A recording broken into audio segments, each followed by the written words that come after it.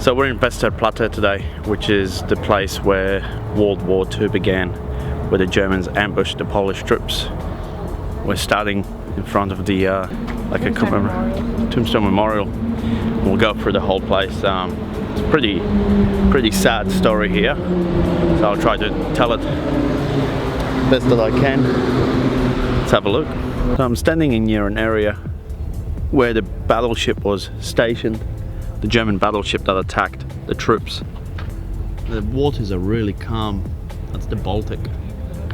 It's basically where the attack took place in the early hours of the morning. So we're at the old barracks now, which is right there, and the soldiers slept there at night time before the Germans surprisingly attacked them. I've been here 3 times now, actually 4 times now, and every time I see this, it's very painful to watch because what these soldiers had to go through.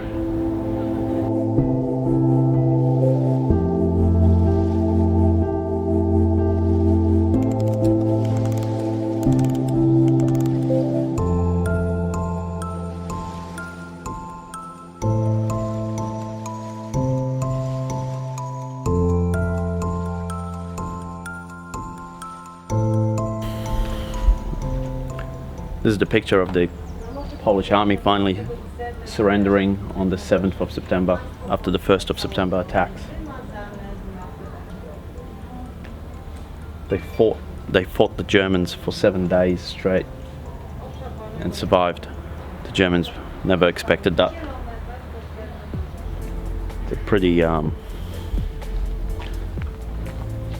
emotional place to be in and read all this. Especially how the Germans started hunting down the Polish people and putting them in concentration camps and killing everyone that they could. It's not a just this stuff should not happen. In the background is a statue of Westerplatte.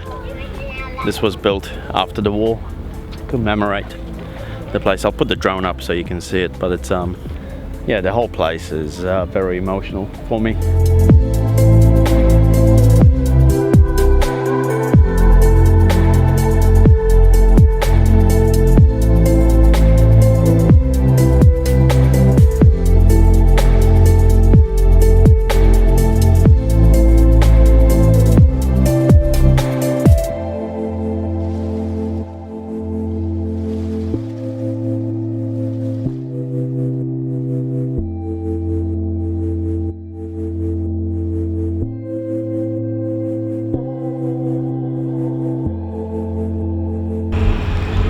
Well, I'm going to end the tour of Westerplatte here, honestly.